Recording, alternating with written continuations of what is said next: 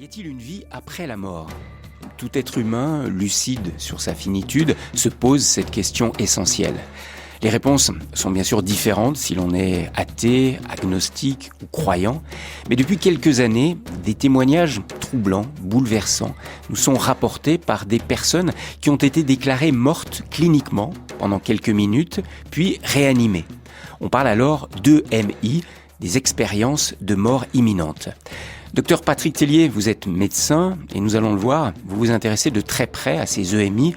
Vous venez de leur consacrer un ouvrage intitulé « Expérience de mort imminente, un signe du ciel qui nous ouvre à la vie invisible » aux éditions Artege. On peut dire que vous êtes un médecin habitué à être confronté à l'inexplicable, puisque pendant 11 ans, vous avez été le médecin permanent du bureau médical des sanctuaires de Lourdes, le médecin miracle, si je peux dire, de Lourdes, chargé d'instruire et de valider, après un long processus, les guérisons miraculeuses de Lourdes.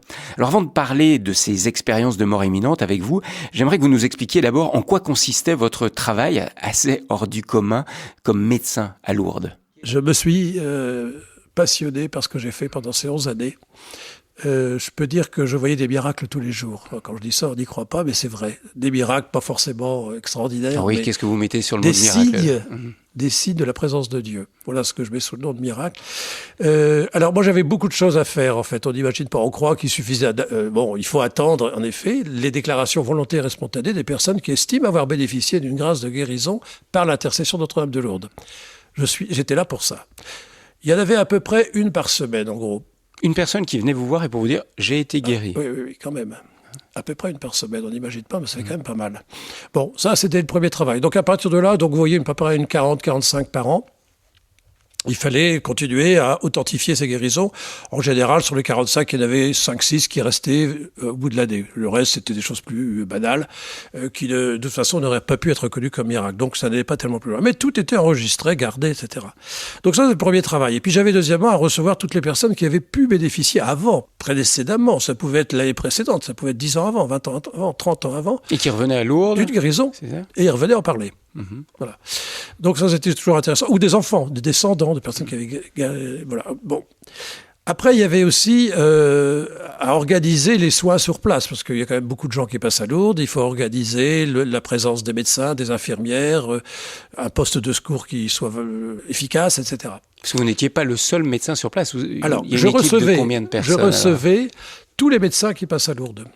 Ça faisait à peu près 3500 médecins par an, qui venaient de centaines de pays différents. Donc ça, c'est aussi un travail extraordinaire. J'ai rencontré, moi je dis toujours la crème des médecins, parce que c'est des gens extraordinaires qui quittaient leur cabinet pour venir passer 8 jours à Lourdes gratuitement au service des malades. Il fallait le faire. Donc ça, c'était aussi un travail très intéressant. Et j'ai aussi édité un journal régulièrement, tous les trimestres, qui était envoyé dans 72 pays du monde en 5 langues, pour parler de Lourdes et des miracles. Et puis, une chose qui m'a surpris, je ne m'y attendais pas, c'est aussi le contact avec les médias. Parce que Lourdes intéresse beaucoup de monde. Et il a fallu aussi donc répondre à tous les médias qui venaient m'interroger sur Lourdes. Et j'ai eu la chance d'avoir, l'an 2000, le 150e anniversaire de Lourdes, en 2008, et la venue de 2 papes. Ce qui est quand même pas rien. Alors Patrick Tellier, on va s'intéresser à l'une de vos activités qui est, je dirais, la plus sensationnelle, qui attire le plus, c'est celle de la reconnaissance d'un miracle. Oui. Je me suis rendu compte, en lisant vos livres précédents, que c'est une procédure qui est longue, qui est lente et difficile. Et qui est difficile. Et déjà, pour donner quelques chiffres, en plus de 150 ans, il n'y a eu seulement 69 guérisons qui ont été déclarées miraculeuses par l'Église catholique sur, on dit, à peu près 7000 guérisons. Alors, expliquez-nous comment se passe ce long, complexe processus de reconnaissance d'une guérison miraculeuse. Alors, il y a plusieurs étapes. Donc, la première, il faut qu'une personne qui est guérie par l'intercession de Notre-Dame de Lourdes vienne se déclarer volontairement et spontanément. On ne va pas les chercher. Donc, sous-entendu, il y a des gens qui ont peut-être été guéris qui ne sont jamais venus en parler. Beaucoup. Vous le pensez ? Je suis persuadé que 9 sur 10 ne se déclarent pas. À peu près. Donc, c'est déjà un premier point. Deuxièmement, quand quelqu'un vient se déclarer, eh bien, il faut l'écouter, prendre en compte tout ce qu'il a à dire sur sa guérison elle-même et puis la façon dont il l'a vécue. Parce que c'est important, dès le départ, de se rendre compte qu'une guérison miraculeuse, c'est pas une guérison banale, c'est une guérison divine. Et la personne est touchée dans tout son être, physique, psychique et spirituel. Et on le sent très fort. Et j'ai eu vraiment, quelquefois, envie de me mettre à genoux devant des gens, tellement ce qu'ils me racontaient était extraordinaire. Par exemple, pouvez-nous raconter par exemple, un témoignage qui vous a bouleversé? J'ai vu venir le 16 juillet, c'est une des dernières personnes que j'ai vues, le 16 juillet, une femme d'une 50aine d'années qui avait été opérée 3 mois avant d'une maladie de Dupuytren, donc c'est sur l'intérieur de la main, elle avait été opérée et en fait l'opération avait raté et le chirurgien lui avait dit « bah oui, ça va pas marcher du tout, écoutez, partez en vacances, je vous reverrai après l'été, je vous ferai une greffe ». Et elle me raconte qu'elle était là devant la grotte avec sa main impotente. Et le 16 juillet, donc, et elle a eu, le 16 juillet, c'est la dernière apparition et le jour de Notre-Dame du Mont-Carmel. Et elle a eu tout d'un coup un souffle très léger sur la main et elle a senti que sa main se remobilisait et que ses douleurs disparaissaient. Et dès le lendemain, elle est venue me voir et elle m'a dit elle-même, mais j'ai trouvé ça extravagant. Je me souviens de son adjectif, extravagant. Je ne m'attendais absolument pas à ça. Bon. Et moi aussi, j'ai trouvé ça étonnant. J'ai pris note, etc. Je lui ai dit, écoutez, vous allez me donner tous les examens que vous avez faits avant, parce que c'est toujours comme ça. À partir de là, j'ai besoin de documenter la certitude qu'il y avait bien maladie avant. Puis je lui ai dit, vous reviendrez après quand vous aurez revu votre chirurgien et puis vous lui aurez montré votre guérison. Elle m'a réécrit quelques temps après en me disant, ben oui, voilà les examens. Et en effet, elle était très sérieusement atteinte et très sérieusement guérie. Le chirurgien n'y comprenait rien. Je vais plus loin parce que, comme je vous disais que c'est une guérison qui n'est pas seulement physique, c'est que peu de temps après, elle m'a écrit en disant « Docteur, vous m'aviez dit, essayez de réfléchir à ce que veut vous dire la Vierge Marie à propos de cette guérison. » Je m'en souvenais plus, moi. Je lui avais dit ça. Bon. Elle m'a dit « Écoutez, il y avait longtemps que je pensais rentrer au Carmel et je rentre au Carmel. » J'avoue que ça m'a interloqué. Et tous les ans, elle m'envoie un petit mot. Le 1er janvier en me disant « Docteur, c'est extraordinaire, je suis toujours au Carmel, ça s'est bien passé, tout va très bien, je suis heureuse, etc. » Bon. Et alors cette personne ne fait pas partie des 69 personnes guéries et déclarées et elle n'en fera jamais partie guéries. Parce que c'est pas une guérison suffisamment marquante. Pour qu'une guérison soit retenue comme miraculeuse, il y a des critères très précis qui ont été donnés par l'Église, en fait par Benoît XIV, cardinal Prosper Lambertini, au XVIIIe siècle, et qui dit que pour que une guérison soit reconnue miraculeuse, il faut 7 critères. En particulier, il faut premièrement que la maladie soit considérée comme grave, mettant en jeu la vie du sujet, ce qui n'était pas le cas là. Donc ça restera une guérison miraculeuse, entre guillemets, mais jamais reconnue comme miraculeuse. Alors si on veut aller plus loin pour la reconnaissance des guérisons miraculeuses, donc il y a ces critères à prendre en compte. En particulier, donc il faut que la guérison soit instantanée et sans convalescence. Donc tout à fait subite. Bon, là c'était le cas, mais la personne sait très bien le moment où elle a guéri. Ce qui est assez étonnant. Et puis il faut que ce soit une vraie guérison et pas simplement une rémission. Et on élimine toutes les guérisons psychologiques. Bon, c'est un peu dommage peut-être aujourd'hui, mais c'est plus compliqué.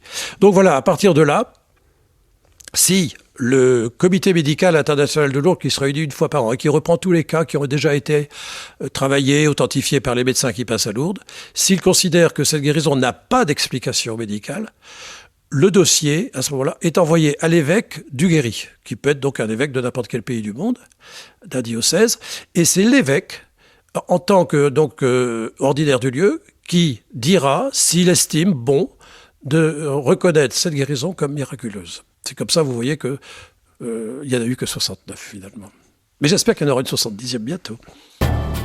Visage, RCF.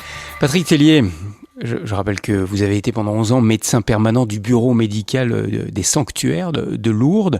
Pourquoi l'Église semble aussi méfiante ou prudente pour déclarer miraculeux des guérisons? Parce qu'en vous entendant, visiblement, il y en a beaucoup plus que ça. Oui, bon, l'Église ne souhaite pas que la foi repose sur le sensationnel, disons. Et elle a toujours peur d'un certain fidéisme dans lequel on base sa foi sur le merveilleux, en dehors de toute raison. Donc l'Église, et je crois que c'est juste, elle appuie ses reconnaissances de miracles sur la raison, donc sur le corps médical, qui est le seul habilité à dire, ben oui, il y a bien eu guérison, et cette guérison n'a pas d'explication médicale, et puis sur la foi. Alors sur la foi, bien sûr, du sujet ou de l'entourage qui a été particulièrement touché par cette guérison. Voilà, donc c'est ça. L'Église reste toujours prudente sur ces événements. Est-ce qu'elle ne l'est pas trop? J'aurais tendance à dire qu'elle l'est quelquefois trop aujourd'hui, parce que je crois qu'on a besoin de témoignages, on a besoin de signes.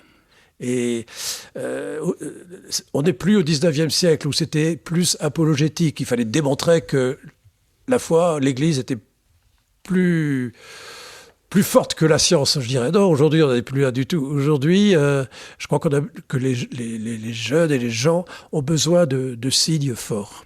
Mais alors, vous, Patrick Tellier, durant ces 11 années, vous avez été en contact avec des gens qui ont été déclarés guéris miraculeusement. J'aimerais qu'on parle par exemple de Jean-Pierre Belly. Ouais. Il vous a quand même beaucoup marqué, il m'a celui-ci. beaucoup marqué, parce que quand je suis Vous pouvez arrivé, nous expliquer quand je suis arrivé en 98, son dossier était congelé de cette façon. Je ne sais pas pourquoi. C'est-à-dire congelé? Congelé, c'est qu'on l'avait mis dans un tiroir, terminé. C'était quelqu'un, oui, c'était pas mal, mais enfin, je ne sais pas pourquoi, on n'avait pas été plus loin. Et moi, j'ai rencontré ce Jean-Pierre, je l'ai rencontré, puis je me suis dit, il a quelque chose à dire. Alors, qu'est-ce qui lui est arrivé? C'est très fort. Alors, cet homme était atteint d'une sclérose en plaques au dernier point, puisqu'il était reconnu invalide à 100%, avec nécessité d'une tierce personne pour s'occuper de lui, à titre définitif par la Sécurité sociale, et il souffrait depuis 15 ou 16 ans. C'était un infirmier qui était donc en arrêt de travail définitif. Il est venu à Lourdes, poussé par son épouse, et là, à un moment donné, il a eu tout d'un coup... Enfin, non, premièrement, il a reçu les sacrements de l'Église. C'est important. Le sacrement de réconciliation, de pénitence et l'onction des malades. Et le lendemain d'avoir reçu ces sacrements, tout d'un coup, il a senti, comme il me disait toujours, une douce chaleur entrer dans mon cœur à partir de mes pieds.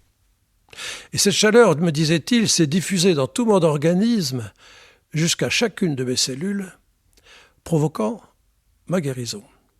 Et il me disait, c'est comme si, justement, à travers ces sacrements, j'avais reçu une force spirituelle étonnante qui s'est déployée en moi à un moment donné, et elle a suffi pour me guérir complètement. Alors sur le coup d'ailleurs, il n'a pas osé trop se faire remarquer, il n'a rien dit, et c'est seulement dans la nuit qu'il a osé se lever, et en fait il pouvait très bien marcher alors qu'il ne marchait plus depuis des années, et il est rentré chez lui, et le lendemain il faisait de la bicyclette. C'est en quelle année ?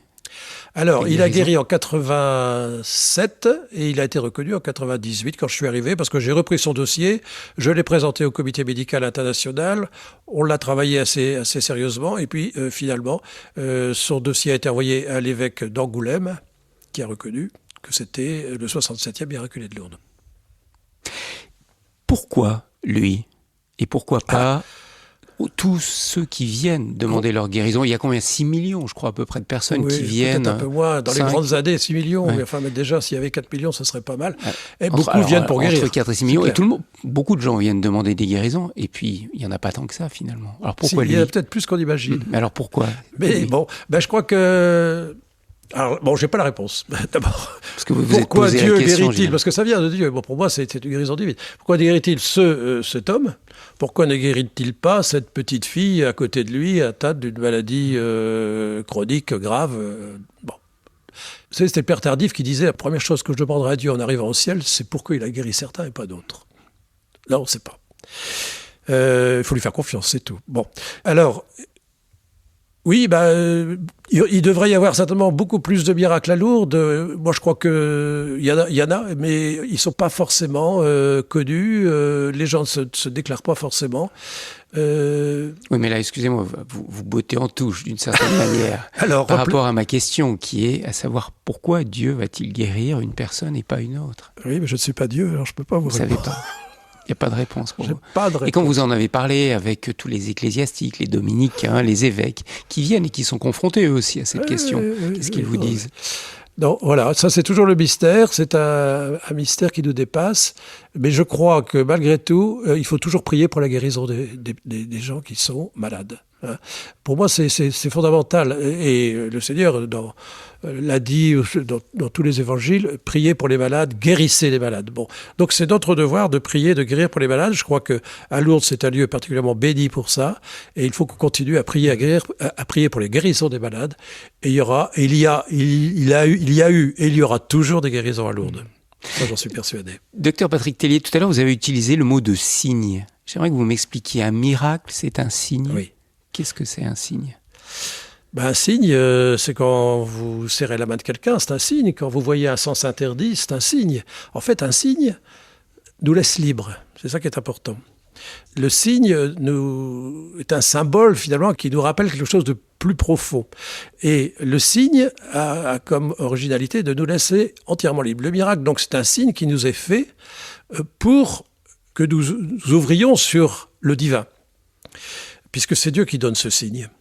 Mais c'est Pascal qui disait, dans le miracle, il y a suffisamment de clarté pour ceux qui veulent bien croire et suffisamment d'obscurité pour ceux qui ne le veulent pas.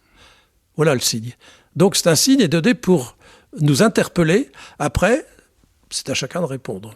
Mais vraiment, on a besoin de signes et de témoignages aujourd'hui. Vous avez vous-même été fortement interpellé en tant que médecin, mais aussi en tant que croyant pendant ces 11 années à Lourdes ? Ah oui, énormément. Ça a changé quelque chose dans votre vie, dans votre foi ? Oui, ça m'a conforté dans la certitude que le Seigneur est vivant et qu'il est présent au milieu de nous. Tout à fait. Et puis ça m'a amené aux expériences de mort imminente, on en parlera après. Alors docteur Patrick Tellier, justement, un autre domaine qui vous intéresse énormément en tant que médecin, en tant que scientifique, mais aussi en tant que croyant, c'est ce qu'on appelle les expériences de mort imminente, les EMI en français, en anglais on dit NDE, Near Death Experiences.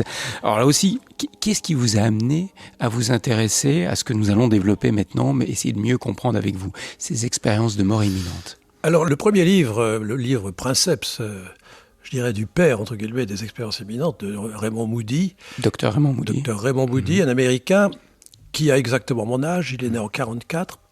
Bernadette est née aussi en 1944, Sainte Bernadette, mais en 1844, 100 ans avant. Et en janvier, c'est ça qui est amusant.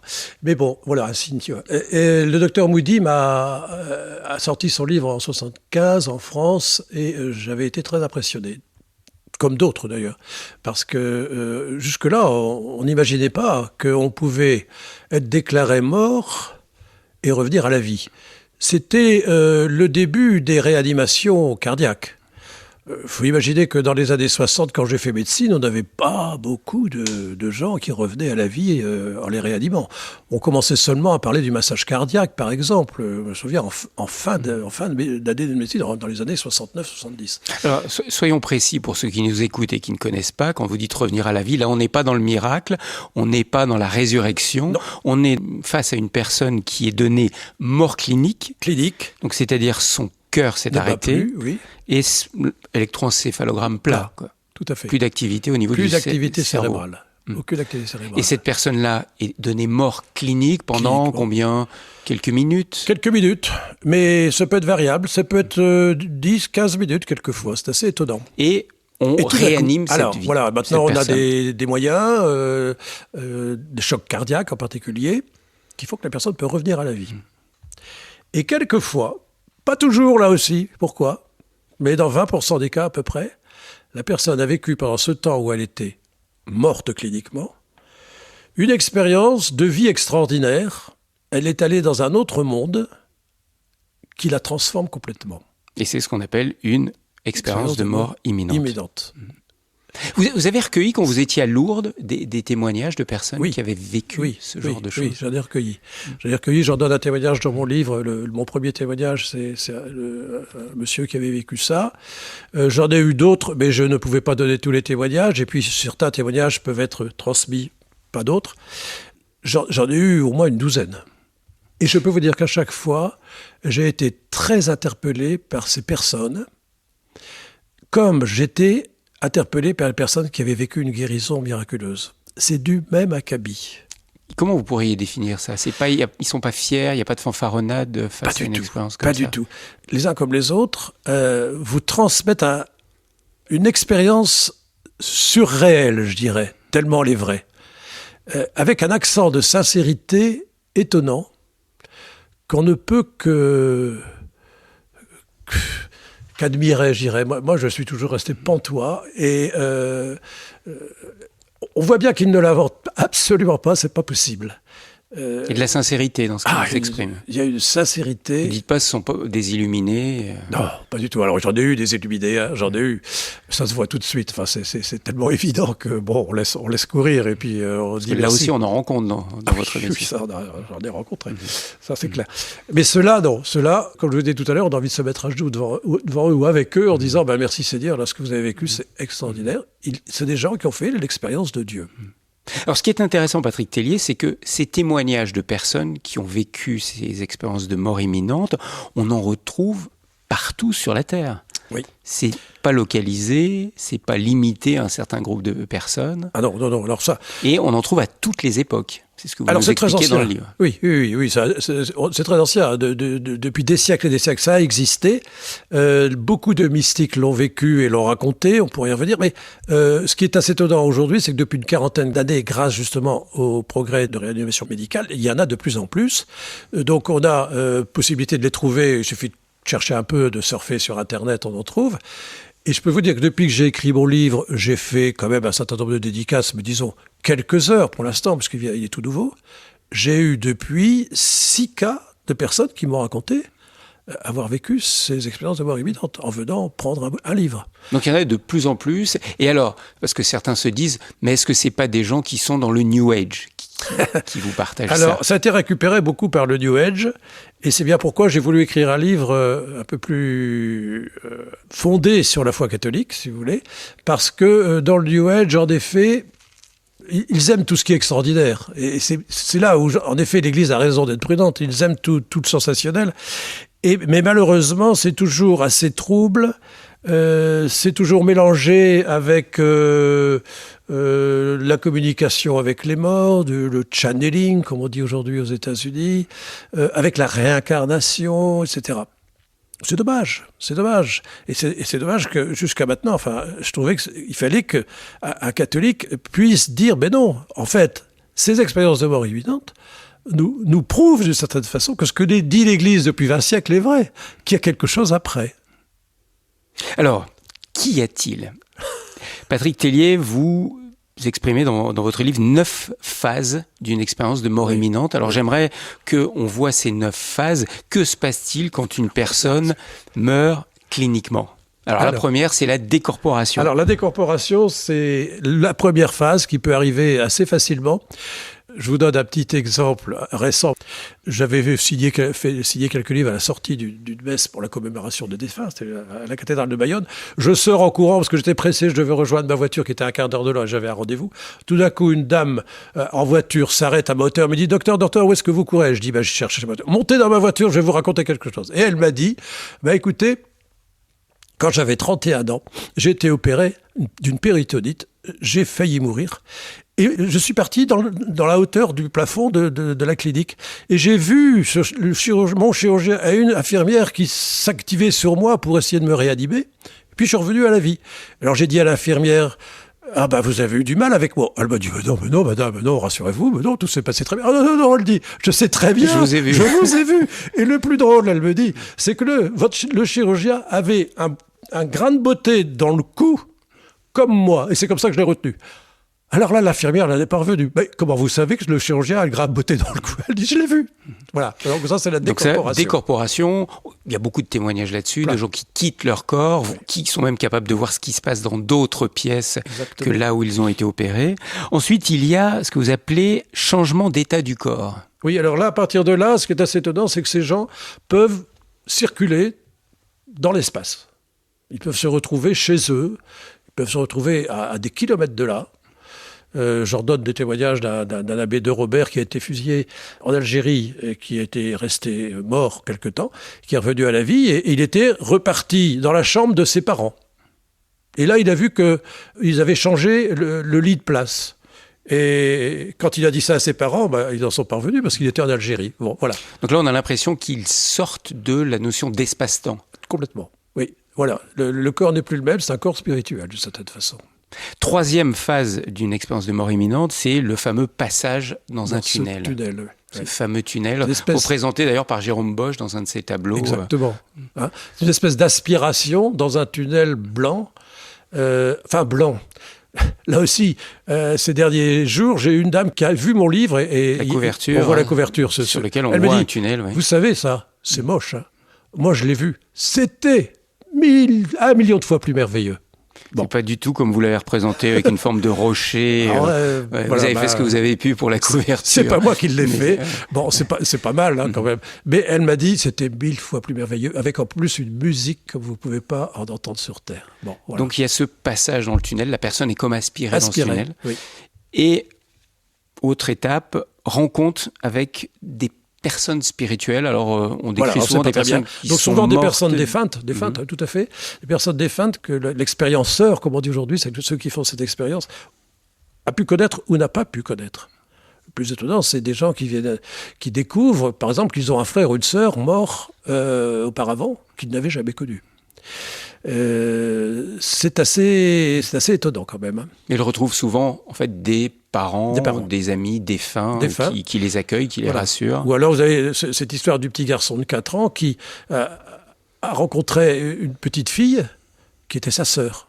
Et quand il est revenu à la vie, qu'il a raconté ça à ses parents, la mère est tombée en pleurs parce qu'elle avait perdu cet enfant à la naissance et elle était vivante. Et enfin, il y a cette haute étape très très importante qui est la rencontre avec ce qu'on appelle l'être de lumière. Oui. L'être de lumière. Alors on dit l'être de lumière qui est plein d'amour. D'un amour qui vous éblouit complètement. Et la lumière n'éblouit pas, il paraît qu'elle est tout à fait supportable, elle est extraordinaire. Mais cet être de lumière vous remplit d'amour, c'est indicible. Et ceux qui l'ont vécu, bien sûr, ils ne l'oublieront jamais. C'est là où ça transforme complètement leur façon de voir la vie après. Et ça, quand ils vous en parlent, vous le sentez que c'est vrai et que c'est quelque chose qui les a bouleversés complètement. Bouleversés complètement. Et ces gens-là, on le voit dans leurs yeux, je trouve. Ils sont remplis de vie. De la vie avec un grand V, je dirais. Moi, ça me marque à chaque fois, je veux dire. À savoir aussi que ceux qui ont pu mourir à cause d'un suicide ne vont jamais jusque-là. Eux, ils ne voient jamais cette lumière. C'est quand même assez impressionnant. Dans cette lumière, ou face à cette lumière, mais bon, comme la notion d'espace ne doit pas du tout être la même. Ni le temps, on ne sait pas combien de temps ça dure. Ils vivent ce que vous appelez une relecture de vie, un bilan de vie. Oui. Qu'est-ce qui se passe ? Alors, c'est le jugement dernier, comme on dit ? Pas dernier, c'est le jugement individuel. Quand je dis jugement aux gens qui vivent ça, ils disent non, c'était pas un jugement. Ils ne se sentaient pas accusés ? Non, du tout. Et ils se voient tels qu'ils sont, et ils voient le bien et le mal qu'ils ont pu faire, mais sans s'auto-accuser et sans se sentir accusés. Mais c'est étonnant. J'ai su qu'une jeune de 12 ans a pu faire cette expérience. Pourtant, à 12 ans, elle a vu tout ce qu'elle avait fait de mal pendant son enfance. Et elle en a pris de conscience. Elle en a pris de conscience aiguë. Et ça l'a changé pour le restant de ses jours. C'est quand même très fort. Mais ils disent avoir été jugés, condamnés. Absolument pas. Là, non, pas condamné. Non. Il y a de la bienveillance à ce moment-là, il y a de l'amour inconditionnel. Plein de douceur, plein d'amour, plein de tendresse. Et quand ils reviennent sur Terre, ils ont envie d'avoir une vie droite et pleine d'amour aussi. Et ils veulent transmettre cet amour. C'est ça qui est formidable. Ça, c'est le dernier point, le 9e point, les répercussions sur la conduite de vie. Ils changent vraiment. C'est une expérience qui les change pour la vie. Transforme complètement. Et à partir de là, donc d'abord, ils ont une plus grande spiritualité. Ça ne veut pas dire qu'ils vont tous devenir chrétiens, non. Une plus grande spiritualité, chrétienne ou pas, mais en tout cas une plus grande spiritualité, un plus grand amour. Il faut dire quand même que ces expériences-là arrivent avec des bouddhistes, avec des gens athées, avec des musulmans, des juifs. Et ils racontent la même rencontre avec cette lumière et les mêmes phases. Ah oui, absolument. Alors, leur description peut être un peu différente en fonction de leur culture, ce qui est tout à fait normal. Ça peut être un fleuve, ça peut être une porte, ça peut être... Voilà, c'est toujours un peu... Suivant sa culture, on voit les choses différemment. Mais je dirais, et ça, j'ai eu une femme qui avait vécu cette expérience qui m'a dit, mais vous savez, le Seigneur se met à notre portée. Et voilà, pour nous faire comprendre qu'il est là. Il se met à notre portée en fonction de notre culture. Moi, j'ai trouvé ça très beau. Alors, docteur Patrick Tellier, vous nous avez fait rêver, là, ces dernières minutes. Et c'est pas un rêve, hein. Moi j'utilise cette expression parce que certains vont vous dire c'est n'importe quoi. Ouais, bien sûr, oui. Et vous le savez, il y a des critiques qui s'élèvent, il y a des gens qui disent c'est n'importe quoi, c'est le fruit de l'imagination, c'est le fruit du cerveau qui continue à fonctionner. Voilà. Alors, face à toutes ces voix qui s'élèvent pour dire les expériences de mort imminente, c'est du grand n'importe quoi, qu'est-ce que vous dites, vous, je dis, bien sûr, la science ne peut pas comprendre. La science qui est basée sur un paradigme qui dit que la pensée vient du cerveau. Donc pour la science officielle aujourd'hui, si le cerveau n'est plus actif, la pensée ne peut pas exister. Or, toutes les expériences qui ont été faites, et il y a eu quand même des expériences scientifiques avec des publications dans des revues scientifiques comme Nature ou The Lancet, qui sont quand même des revues avec de référence. On montrait que malgré l'inactivité totale du cerveau, il y a une pensée, une conscience qui perdure, et que ces gens qui ont pourtant perdu complètement leur niveau intellectuel sur le plan du cerveau, se souviennent parfaitement de ce qu'ils ont vécu. Et ça peut pas être dû ni à des anesthésiques, ni à des stupéfiants, ni à des neuroleptiques, ni à tout ce qu'on a essayé de trouver, des théories plus rigolotes les unes que les autres. C'est pas dû aux drogues, c'est pas dû à l'adoxie, c'est pas pensable. Mais ça remet tellement en question le dogme officiel que la pensée est produite par le cerveau comme la bile est produite par le foie, je dirais à la limite, que les scientifiques aujourd'hui ne peuvent pas l'admettre, sauf certains. Mais voyez, qui sont prêts à se remettre en cause. Là, ça pose la question centrale, qui est la question de la conscience. Tout à fait. D'où vient la conscience ? Elle vient de plus loin que nous, de plus haut que nous. Donc la conscience ne serait pas liée à la dimension matérielle que constitue le corps humain. Non. Elle vient d'ailleurs. Donc là, quelque part, on repose la question de l'âme. On n'en parle plus dans nos sociétés de l'âme, mais conscience, âme. On est obligé d'admettre qu'on a une âme. Qu'on a une âme. Ça, vous le dites aisément parce que vous êtes croyant, mais attendez, je sais bien. Vous imaginez dans le monde scientifique, on n'a jamais observé l'âme, on l'a jamais c'est impossible. repérée. C'est impossible, elle est immatérielle. Alors ça, on ne la repérera jamais. Mais c'était une déduction logique qui montre qu'on ne peut pas vivre sans âme. On est le même du début de notre vie à la fin de notre vie. Il y a bien un support qui n'est pas visible et qui nous fait être toujours le même, alors qu'on sait que notre corps se renouvelle à longueur d'année. Et cette âme, pour moi qui est chrétien, cette âme a une ouverture sur le spirituel. Alors, parce qu'on n'a pas les animaux. Parce que les animaux ont une âme aussi. Hein. Que disent les scientifiques, docteur Patrick Tellier, face à ce questionnement aujourd'hui ? Parce qu'un vrai scientifique est un homme qui se questionne. Oui. Donc, quand on est face à des témoignages d'expériences de mort imminente, de gens qui ont quitté leur corps, qui sont capables de donner des détails inexplicables de ce qu'aurait vu une personne qui, normalement, est dans le coma. Alors, ils vont toujours essayer de trouver d'explications, dire que c'est une invention. Jusqu'au jour où ça leur arrive, par exemple. C'est le cas du docteur Eben Alexander. Ouais, vous donnez son témoignage. Qui était un neurochirurgien athée. Il se disait physicaliste. Il ne croyait qu'à la matière, lui, qu'au matériel. Et boum, il fait un coma dû à un Escherichia coli qui lui monte dans les ménages. Donc, son cerveau était complètement à plat. Et voilà qu'il revient à la vie. Et il a le culot, à partir de là, d'écrire un livre qui s'appelle « La preuve du paradis ». Par rapport à ses confrères, il faut quand même le faire. Hein. Mais alors, voilà. Donc là, ce qui montre bien que quelqu'un de bonne foi, comme lui, finalement, admet que là, il s'est passé quelque chose. Et ce qui est encore plus loin, ce qui nous rapproche encore des miracles, c'est que là, il a guéri de cette bactériémie qui est inguérissable, en fait. Donc c'est aussi un miracle qui s'est passé à ce moment-là, parce que la rencontre avec cet être supérieur, que je dis moi divin, mais lui aussi il dit divin finalement. Il en arrive à dire que c'est divin, il dit même qu'il a vu des anges. Fait qu'on peut guérir de sa maladie, ce qui est le cas dans les miracles. Alors là, on a un miracle en supplément. C'est bien quand même. Hein. Mais en disant, et j'insiste là-dessus, que l'expérience de mort imminente en elle-même n'est pas un miracle. Puisque la mort est imminente, on est mort cliniquement, mais on n'est pas mort ontologiquement, c'est-à-dire métaphysiquement. C'est-à-dire, pour moi, à un moment donné, justement, l'âme se sépare du corps, et là, c'est la mort définitive. Biologique, irréversible. Irréversible. Ce qui n'est pas le cas dans les expériences de mort imminente. Non, c'est avant. Ça se passe avant. Hein, c'est vraiment dans l'antichambre que ça se passe. Et ce qui montre bien que la mort n'est pas quelque chose d'aussi instantané qu'on peut l'imaginer, c'est quelque chose qui se passe sur du temps. Hein. Et c'est pour ça qu'il est important d'accompagner les gens qui meurent et d'être là avec eux pour les aider à vivre ça. Et d'où l'importance d'éveiller auprès des morts autrefois et dans certaines sociétés encore. Et alors le docteur Moody aujourd'hui dit que ça peut arriver que des gens qui accompagnent des mourants puissent aussi faire cette expérience de mort, cette expérience de vivre avec eux cette sortie du corps, cette sortie de l'âme plutôt. Hein.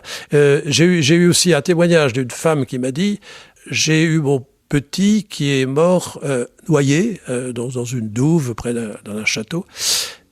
Quand j'ai sorti cet enfant mort de l'eau, j'ai vu des anges qui montaient, qui descendaient avec une musique céleste et sublime. Et pour elle, c'était une expérience que font les expérienceurs. Ça ne doit pas être facile de témoigner de ce genre d'expérience. C'est jamais facile. On peut se dire, cette personne est illuminée. Non, mais les gens ne veulent pas en parler, n'osent pas en parler. C'est bien parce que j'ai écrit le livre et qu'ils se sentent en confiance qu'ils viennent m'en parler. D'ailleurs, vous savez, les miraculés, c'est pareil. Hein, ils ont beaucoup de mal à en parler. Il faut qu'on soit vraiment très, très attentif à tout ce qu'ils ont à dire et les écouter. Parce que ce qui est important, c'est le vécu de cette personne. Docteur Patrick Tellier, j'aimerais qu'on revienne sur les répercussions de ce type d'expérience. Pour vous, il n'y a aucun doute, ces expériences sont réelles. Ah, pour moi, il n'y a aucun doute. Bon, plus que réelles. Donc vous avez Surréelles. Surréelles. Donc vous avez rencontré des gens qui ont vécu ces expériences de mort imminente. Aujourd'hui, ce sont des dizaines de milliers de témoignages qu'on a de par le monde. Hein. Ah oui, tout à fait, oui, des millions. Des millions, vous dites carrément des millions. Des millions, oui, on peut le dire. Qu'est-ce que ça change dans la vie de ceux qui reviennent suite à une expérience pareille? Beaucoup de choses. Beaucoup de choses. Il y a une acceptation d'abord de la vie. La personne déborde de vitalité et trouve la vie plus belle, plus sereine, avec un goût extraordinaire. Alors qu'on ne l'a pas dit, mais au moment de revenir, généralement, ils disent qu'ils n'ont pas du tout envie de revenir sur la Terre. Alors ça, c'est leur problème. L'atterrissage, le retour dans l'atmosphère est un peu compliqué, parce qu'ils se sentent tellement bien là-bas que revenir est toujours un énorme problème, jusqu'au point où certains en font une culpabilité, parce qu'ils se sont dit, bon, je reste là-bas, tant pis pour ma femme, mes enfants, et puis voilà, tellement ils se sentaient bien. Et pourquoi est-ce qu'ils reviennent ? Autre mystère. Pourquoi ? Alors, pourquoi certains font-ils cette expérience et pas d'autres ? J'en sais rien. Pourquoi certains vont-ils jusque-là et reviennent et ne partent pas directement dans l'autre monde ? Je n'en sais rien. Mais ceux qui le vivent, ils savent pourquoi ? Ils vous en ont parlé ? C'est parce qu'ils ont une mission à accomplir. Voilà, en général, ils ont une mission à accomplir. Ils ont une mission à accomplir, en général. Ça leur est dit. Enfin, ceux qui vont jusqu'au bout de l'expérience, qui vivent vraiment jusqu'à la vision de la lumière céleste. Et donc, ceux-là, en général, ils ont la certitude qu'ils doivent revenir sur Terre pour une mission. Mais la mission, c'est pas de devenir un prophète sur la place publique. Non, c'est de vivre au mieux, c'est d'aimer son prochain. Et ils ont tous une attention aux autres qui est assez extraordinaire, un mélange de patience, de tolérance, de sollicitude, de compréhension des autres. Ça, c'est quand même assez fort. Ils mettent vraiment l'amour des autres à la première place. Et ils prennent conscience du caractère sacré de la vie, et considérant que la mort en fait partie, et n'en ayant plus peur. Donc ils n'ont plus peur de la mort à ce moment. Ils n'ont plus peur de la mort. Non. C'est que dans le bilan de vie dont on parlait tout à l'heure, dans ces 9 phases d'une expérience de mort imminente, dans le bilan de vie, ils sont questionnés parfois sur qu'est-ce que tu as fait de ta vie. Ah oui, complètement. C'est la grande question. Ah oui, oui, oui, oui. Oui, donc là vous avez le témoignage de Gloria Polo que j'aime beaucoup, cette Colombienne qui a été électrocutée par la foudre et qui a fait une expérience de mort imminente assez forte. Et elle dit « J'ai frôlé l'enfer, je me suis retrouvé au bord de l'enfer. » Et là, j'ai cru que j'allais y aller. Alors, je parle de l'enfer. J'ai eu des gens qui ont lu mon livre qui m'ont dit « Ah bon, tu crois encore à l'enfer, toi ?»« Ah oula, mais ça, c'est antédiluvien. C'était avant le Concile. Aujourd'hui, on ne croit plus à l'enfer. Qu'est-ce que c'est cette histoire ?» Eh ben oui, c'est des gens qui ont vu. Alors ça, il faut le préciser, la majorité des gens font une expérience de mort imminente positive comme on dit, et quelques-uns font une expérience négative. Effrayante, on dit. Effrayante. J'en ai connu, qui m'ont dit cette aspiration dans ce tunnel, c'était pas drôle du tout. C'était affreux, c'était une musique horrible. Je n'avais pas envie. Grâce au ciel, je suis revenu. Mais alors là, à partir de là, ils changent de vie, je peux vous le dire. Alors, qu'est-ce qui s'est passé pour eux ? Mystère. Bon, voilà. Mais des expériences de mort effrayantes, il y en a. Il y en a, ça interroge. Ça interroge. Il y en a moins que des positives. Beaucoup moins. Rassurez-nous. Oui, beaucoup moins. Mais l'interpellation, c'est qu'est-ce que tu fais de ta vie, quoi. Ouais. Et le critère, c'est quoi ? C'est l'amour ? C'est l'amour, avant tout. Et ils ont envie de transmettre l'amour qu'ils ont reçu dans cette vision extraordinaire. Ça, c'est sûr. C'est sûr. Alors, il y a une transformation aussi qui peut être physique, je le disais tout à l'heure, c'est ça qui est d'accord, et intellectuelle. Il y en a par exemple qui ont découvert la théorie des quantas pendant qu'ils étaient là-bas. Un ingénieur, même pas un ingénieur, non, un mécanicien a tout trouvé là. Il est revenu et il a fait des théories extraordinaires. Sur la physique quantique. On ne sait pas d'où ça vient, lui non plus. Voilà, donc ils peuvent toucher. Voilà, ça nous dépasse. Ça nous dépasse. En tout cas, leur vie n'est plus la même. Ça, c'est clair. Visage, Thierry Lyonnais. Alors vous, Patrick Tellier, vous êtes médecin, vous êtes catholique, on l'a dit en commençant cette émission. Quelle est la position de l'Église catholique aujourd'hui face aux expériences de mort imminente ? Alors c'est partagé. Jusqu'ici, l'Église, comme on l'a dit déjà tout à l'heure, est plutôt prudente par rapport à ces phénomènes extraordinaires. Mais à partir du moment où il y a un peu de raison et où on l'examine à partir de critères sérieux, comme j'ai essayé de le faire, on ne peut pas nier que ça existe. Alors bien entendu, ce n'est pas indispensable. On n'est pas obligé de croire au miracle. On n'est pas obligé de croire aux expériences de mort imminente, c'est clair. Mais je dirais, ça rajoute beaucoup de choses. Surtout aujourd'hui, on a tellement besoin de signes. Alors, il y a des clairs... Alors là encore, vous utilisez ce mot de signe. Pour moi, c'est un signe. Les expériences de mort imminente, ces personnes qui viennent, qui témoignent de ce qu'elles ont vécu dans l'antichambre de la mort, c'est un signe. Oui. C'est un signe qu'on n'est pas obligé de croire, qui nous laisse libres tout à fait. Mais ce sont des gens qui ont vu l'invisible quand même. C'est une ouverture sur la vie invisible. On devrait les appeler des ovis, pas des ovnis. Des ovis. L'ouverture sur cette vie invisible, on a besoin de savoir. Et la première personne à qui j'ai présenté ce livre, une femme d'une 50aine d'années, m'a dit « Tu sais Patrick, j'ai été converti quand j'ai entendu parler d'une expérience de mort imminente. » Voilà. Donc, je pense que... c'est pour ça que j'ai voulu écrire. Je pense que... Vous voyez, moi, ce que j'aimerais, c'est que chaque personne, et en particulier chaque chrétien qui apprécie ce livre, qu'il l'achète d'abord, qu'il l'apprécie, qu'il le lise, qu'il l'apprécie, j'aimerais qu'il le donne, qu'il le prête, en tout cas, à des gens qui n'y croient pas, à des gens qui n'ont pas la foi, et puis en discuter avec eux. Parce que je suis persuadé que ça peut être un outil d'évangélisation extraordinaire. Parce que c'est ça que je voudrais. Tout homme est face à la grande question de la mort. C'est la question essentielle, puisqu'on sait qu'on va tous mourir un jour. On le sait tous. Et la mort fait peur. La mort, on la cache aujourd'hui dans notre société. En plus, on la cache aujourd'hui. Ça, on ne veut pas en entendre parler. Et là, vous témoignez de gens qui ont frôlé la mort, parce qu'on ne peut pas dire qu'ils ne sont pas morts. Oui, ils ne sont pas morts définitivement. Mais qui reviennent et qui n'ont plus peur de la mort. Ah, plus du tout. Qui voient la mort comme faisant partie de la vie. C'est très beau. C'est vraiment extraordinaire. Moi, je suis enthousiasme. Je peux vous le dire, ça c'est sûr. Ça a changé en vous aussi quelque chose sur votre regard sur la vie et sur bah la oui. mort, Oui, forcément. personnellement? Oui, oui. Bon, moi, je ne l'ai pas fait, cette expérience de mort imminente. Je n'ai pas eu non Vous plus... aimeriez bien la faire? La question est intéressante, vous voyez, parce que... bien sûr que non, on n'a pas envie de mourir, on n'a pas envie d'avoir un accident ou de passer tout près de la mort. Mais je pense que les grands mystiques, j'en parle dans mon livre, l'ont vécu en étant tellement pleins de Dieu dans la vie, et non en étant proches de la mort, mais dans leur vie, ils ont été tellement pleins de Dieu qu'ils ont pu faire cette expérience. Vous voyez ? Et je pense que chacun d'entre nous, on pourrait à la limite arriver à vivre cette expérience si on était vraiment plein de Dieu. Alors, vous n'êtes pas le premier à me dire cela. J'ai déjà lu plusieurs livres sur les expériences de mort imminente. Et effectivement, les enquêteurs sur les expériences de mort imminente disent qu'il y a souvent des similitudes entre ces expériences de MI et des phénomènes soit d'apparition mystique, soit d'expérience mystique de grands saints. Tout à fait. Vous confirmez ça? Ah oui. Alors, les grands saints, et pas forcément les grands saints, mais des saints qui sont Comment on m'a cité Sainte Thérèse d'Avila. Alors ça, on le sait, hein, Sainte Thérèse d'Avila, Saint Jean de la Croix. Saint Jean de la Croix. Beaucoup de grands saints ont vécu ça. Saint Padre Pio, etc., l'ont vécu. Mais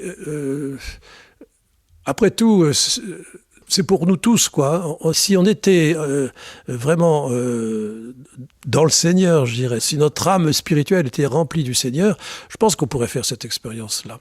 Il n'y a pas de raison. Et d'ailleurs, on peut le vivre un peu dans l'expérience que moi j'ai vécue, qui est l'effusion de l'Esprit Saint. Je sais que j'ai vécu cette expérience à la Toussaint 1974, avec ma femme. Et là, on a expérimenté l'amour de Dieu pour nous. Un sentiment de paix, tranquillité profonde, de béatitude, on peut dire. De béatitude et d'amour pour nous extraordinaire. Et donc, je crois que c'est à notre portée à tous. Alors donc, après, des gens qui vivent une expérience de conversion aussi, on utilise cette expression-là. C'est une expérience de conversion. De même, les gens qui vivent un miracle, ils le vivent aussi. Ils font cette expérience de l'amour. Alors après, bien sûr, reste à l'entretenir. Alors, ceux qui sont sortis vraiment dans l'autre monde, c'est tellement fort que l'entretien est plus facile, je dirais. Pour nous qui avons les pieds sur terre, c'est peut-être un peu plus compliqué, mais c'est bon de savoir que c'est possible. Des scientifiques s'intéressent sérieusement à la question des expériences de mort imminente maintenant. Oui, il y en a de plus en plus. Il y a des enquêtes sérieuses qui sont menées là-dessus. Oui, heureusement. Oui. Il y a des congrès qui ont lieu. Il y en a eu 2 en France sous l'instigation de Sonia Barkala, qui est une femme qui avait aussi découvert le livre de Moody et qui, grâce à ce livre, a évité le suicide, alors qu'elle était prête au suicide. Et pour elle, c'est très important. Ça a changé sa vie aussi. Docteur Patrick Tellier, si vous le voulez bien, j'ai envie de terminer cette rencontre par une fable que vous avez. Oui, parce que j'ai mis des petits apartés. Il y a des apartés, il y a des témoignages, il y a beaucoup de choses dans ce livre sur les expériences de mort imminente. Mais moi, j'ai beaucoup aimé cette fable. Ah, laquelle ? Des jumeaux dans le ventre de leur mère. Ça, c'est sûr. Alors, si vous permettez, je vais terminer cette rencontre en lisant cette fable des jumeaux dans le ventre de leur mère. Dis, tu crois, toi, qu'on va rester là longtemps ? Tout le temps, bien sûr. On est trop bien ici. Je sais pas, mais moi j'ai l'impression qu'il y aura autre chose après. Autre chose ? Oui, une autre vie. À mon avis, nous sommes ici pour devenir forts et nous préparer à ce qui nous attend après. Mais c'est insensé, voyons. Il n'y a pas d'après. C'est stupide ce que tu dis. Pourquoi veux-tu qu'il y ait autre chose en dehors de cet espace ? À quoi ressemblerait une vie hors du ventre ? Bien, il y a beaucoup d'histoires à propos de l'autre côté. On dit que là-bas, il y a beaucoup de lumière, beaucoup de joie et d'émotion, des milliers de choses à vivre.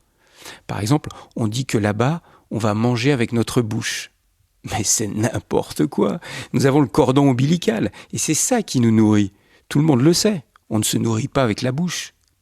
Et il n'y a jamais eu de revenant de cette autre vie à laquelle tu crois. Tout ça, ce sont des histoires de personnes naïves. La vie se termine tout simplement à l'accouchement. C'est comme ça, il faut l'accepter. Bien, permets-moi de ne pas être d'accord. C'est sûr, je ne sais pas exactement à quoi va ressembler la vie après l'accouchement et je ne peux rien te prouver. mais je crois dans la vie qui va venir après.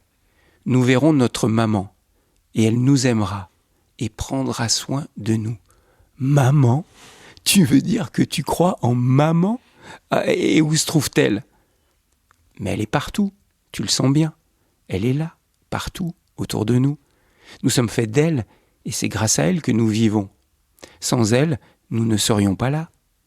C'est absurde, je n'ai jamais vu aucune maman. Elle n'existe pas. Je ne suis pas d'accord. Ça, c'est ton point de vue. Car parfois, quand tout est calme, on peut l'entendre quand elle chante. On peut sentir quand elle caresse notre monde. Je suis certain que notre vraie vie va commencer après l'accouchement. Belle fable. Oh, vous l'avez tellement bien lu, j'en ai les larmes aux yeux. Tellier. Merci déjà pour cette fable et puis merci de parler de ces expériences de mort imminente et j'invite chacun à découvrir votre livre et à s'intéresser à ces EMI. Je rappelle le titre de votre livre, Expérience de mort imminente, un signe du ciel qui nous ouvre à la vie invisible, que vous avez publié aux éditions Artege. Merci à vous. Visage, une émission proposée par Thierry Lyonnais, assistante de production Laure Sylvestre, réalisation technique Philippe Faure.